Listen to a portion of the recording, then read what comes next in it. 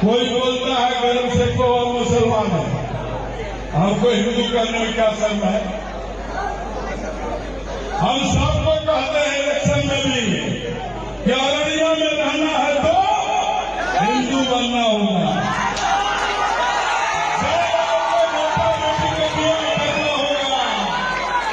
जब बेटा बेटी का ब्याह करना होगा तब जात खोज लीजिएगा, परिवार खोज लीजिएगा, नस्ल खोज लीजिएगा, हड्डी खोज लीजिएगा, खानदान खोज लीजिएगा। जब बेटा बेटी का सम्मान करना आज कौन करेगा देश की रक्षा, बताइए।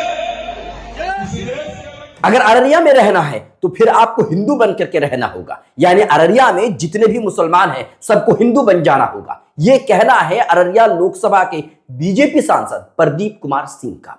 प्रदीप कुमार सिंह जी ये कह रहे हैं कि अगर अररिया में रहना है तो फिर हिंदू बनना होगा। वो चुनाव में भी यही बात कहते हैं, वो खुद इस बात का इकरार कर रहे हैं कि अररिया में रहना है तो हिंदू बन करके रहना होगा। अररिया के लोग बड़े ही अमन पसंद लोग हैं, या यूं कहा जाए कि बिहार के लोग बड़े ही अमन पसंद लोग हैं, सीमांचल के लोग बड़े ही अमन पसंद लोग हैं, और यही वजह है कि यहां पर हिंदू और मुसलमान साथ मिल करके रहते हैं, सौहार्दपूर्ण वातावरण में रहते हैं, किसी तरह का कोई टेंशन नहीं है। लेकिन ये नेतागण अपनी राजनीतिक रोटी सेकने के लिए हिंदू और मुसलमानों के बीच में फसाद फैलाने का काम कर रहे हैं।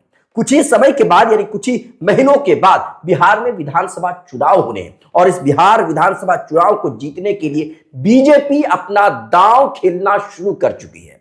गिरिराज सिंह कल अररिया आए थे और यहां हिंदू स्वाभिमान यात्रा निकाले थे, और इसी बीच अररिया लोकसभा के सांसद प्रदीप कुमार सिंह ये कह रहे हैं, जिसका वीडियो अभी वायरल हो रहा है, उसमें ये कहते नजर आ रहे हैं कि अररिया में रहना है तो फिर हिंदू बन के रहना होगा, हिंदू बनना होगा। वाह सांसद जी, क्या अररिया के लोगों ने आपको चुनाव इसीलिए जिताया है? क्या अररिया के लोगों ने आपको सांसद इसीलिए बनाया है ताकि आप हिंदू और मुसलमान करें, विकास की बात ना करें?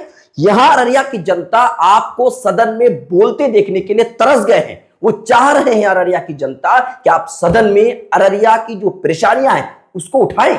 अररिया के ज्यादातर क्या 80 से 90% लोग खेती बाड़ी करते हैं, और खेती बाड़ी करने के बाद अपने बच्चों के भरण पोषण करने के लिए वो दिल्ली, पटना, मुंबई, हरियाणा जाते हैं, गुजरात जाते हैं, ताकि वहां से कमा करके लाएं और अपने बाल बच्चों का पालन पोषण करें। उसमें ऐसा नहीं है कि सिर्फ अररिया के मुसलमान ही बाहर राज्यों में काम करने के लिए मजबूर है, नहीं, इसका जीता जागता सबूत है सीमांचल एक्सप्रेस, जो चौकबनी से खुलती है और अररिया में पूरी तरह से फुल हो जाती है। अररिया में जितने लोग चढ़ते हैं शायद ही किसी और स्टेशन में सीमांचल एक्सप्रेस में लोग चढ़ते होंगे, चाहे जनरल डब्बे की मैं बात करूं, चाहे स्लीपर क्लास की मैं बात करूं, पूरी तरह से यहां पर फुल हो जाते हैं। लोग यहां से काम करने के लिए दूसरे राज्य जाने के लिए मजबूर हैं। आप उन लोगों की स्थिति जानने की कभी कोशिश की? उसमें ऐसा नहीं है कि सिर्फ और सिर्फ मुसलमान ही काम करने के लिए जाते हैं, उसमें बहुत सारे हिंदू भी हैं, बहुत सारे हिंदू हैं जो बाहर राज्यों में काम करने के लिए मजबूर हैं। उनके लिए कभी आपने आवाज उठाई? क्या आपने कभी बाढ़ पीड़ितों के लिए आवाज उठाई?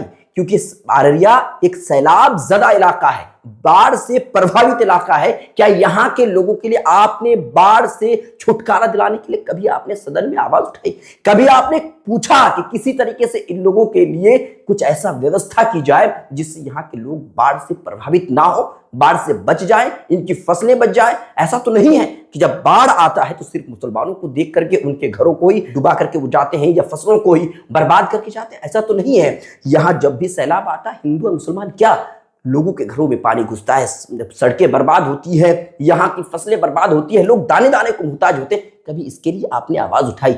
यहाँ के लोगों ने आपको वोट इसीलिए दिया है ताकि आप विकास की बात करें, आप जनता की बात करें, जनता की परेशानियों को दूर करने की बात करें। अररिया रेलवे स्टेशन रोड बरसों से इतनी जर्जर हालत में है कि मत पूछिए। लोग जो है, चाहे सांसद हो, चाहे एमएलए हो, कोई भी हो, हर किसी से गुहार लगा लगा करके वो थक चुके हैं। अभी आपने ही कुछ ही दिन पहले आपने शिलान्यास किया है, आपने काम का जायजा लिया? आपने कभी पूछा कि वहां की किस तरह की सूरत हाल है, काम हो रहा है या नहीं हो रहा है? आप एक काम सही तरीके से नहीं करा पाए। मैं अगर बात करूं तो इस अररिया लोकसभा में आपके ही संसदीय क्षेत्र में कई ऐसे गांव हैं जहां की रोड की स्थिति बहुत ही खराब है, स्कूलों की स्थिति बहुत ही खराब है, जो हॉस्पिटल से उसकी स्थिति बहुत ही खराब है।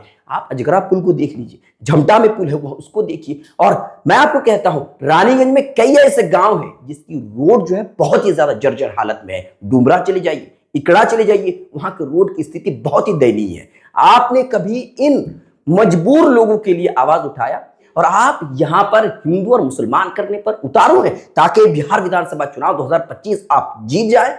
अफसोस की बात है यहां अमन पसंद लोग रहते हैं, यहां पे ज्यादातर लोग खेती बाड़ी करते हैं जो अपने बच्चों का पालन पोषण बड़ी ही मुश्किल से करते हैं। आप उन लोगों के लिए कुछ सोचिए। मैं आपको बता देना चाहता हूं कि गिरिराज सिंह का कल हिंदू स्वाभिमान यात्रा अररिया में था, और ये यात्रा जब पुरानी बस स्टेशन से होकर के गुजर रही थी उस समय मैं वहीं पे खड़ा था। ये जो वीडियो आप देख रहे हैं मैंने अपने हाथों से लिया है। मैं आपको आंखों देखा हाल बताना चाहता हूं। इस यात्रा में कई सारे ऐसे लोग शामिल थे जिनके हाथों में भगवा ध्वज था, जिनके सर पर हिंदू धर्म को खतरे से बचाने की जिम्मेदारी थी। उनके कई सारे ऐसे लोग थे जिनके पैरों में चप्पल नहीं थे। अफसोस की बात है जिनके पैरों में चप्पल नहीं थे और वो चीख रहे थे, चिल्ला रहे थे। एक महिला को मैंने देखा कि वो लंगड़ाते हुए जा रही है, शायद उनके पैर में फोड़ा निकला हुआ था और वो लंगड़ाते हुए जा रही है। चिलचिलाती धूप है और वो पैदल मार्च कर रहे हैं, लेकिन जो बड़े लीडर हैं, जो केंद्रीय मंत्री गिरिराज सिंह हैं, जो यहां पर हिंदू स्वाभिमान यात्रा करने के लिए आए हुए थे, वो एसी वाली कार में थे। जितने भी बड़े बड़े लोग थे सब कार में थे और एसी में मजे ले रहे थे। वहीं दूसरी तरफ दिहाड़ी मजदूरी करने वाले लोग जिनके हाथों पर भगवा ध्वज थमा दिया गया था, और ये लोग जिनके सर पर मतलब हिंदू धर्म को खतरे से बचाने की जिम्मेदारी थी, ये धूप में, चिलचिलाती धूप में वो पैदल मार्च कर रहे थे। गाड़ी आप देख रहे हैं, ये गाड़ी केंद्रीय मंत्री गिरिराज सिंह की है। केंद्रीय मंत्री अंदर बैठे हुए हैं और मजे ले रहे हैं एसी के, लेकिन जिनके सर पर हिंदू धर्म को खतरे से बचाने की जिम्मेदारी है, जिनके हाथों में भगवा ध्वज है, वो पैदल मार्च निकाल रहे हैं। चिलचिलाती धूप में वो पैदल मार्च निकाल रहे हैं। अगर गिरिराज सिंह को यहाँ के हिंदुओं की मुसीबतों को ही देखना था तो उनके साथ चल करके देखना था। जैसे बिना चप्पल में एक महिला को मैंने देखा कि वो पैदल मार्च कर रही थी, उसी तरह से बिना चप्पल के चिलचिलाती धूप में गर्म रोड पर चलते हुए देखना चाहिए था कि यहाँ के लोगों की क्या परेशानी है।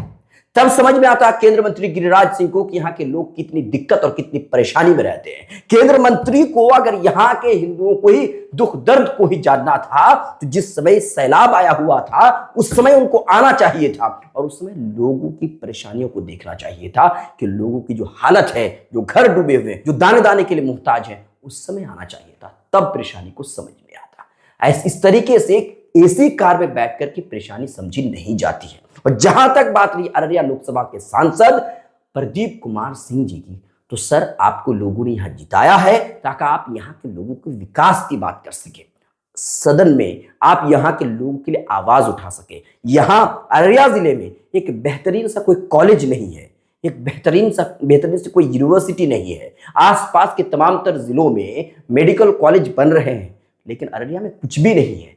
इसकी बात करते ताकि अगर यहां पे कुछ होगा तो हिंदू हो चाहे मुसलमान हो, सभी के बच्चे पढ़ेंगे।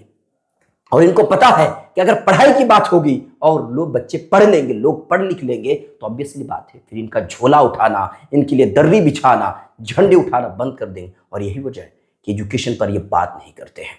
अफसोस की बात है। अभी तक के लिए इतना ही। आपकी है क्या राय, आप हमें कमेंट कीजिए। लाइक शेयर फॉलो नहीं किया तो जरूर कीजिए।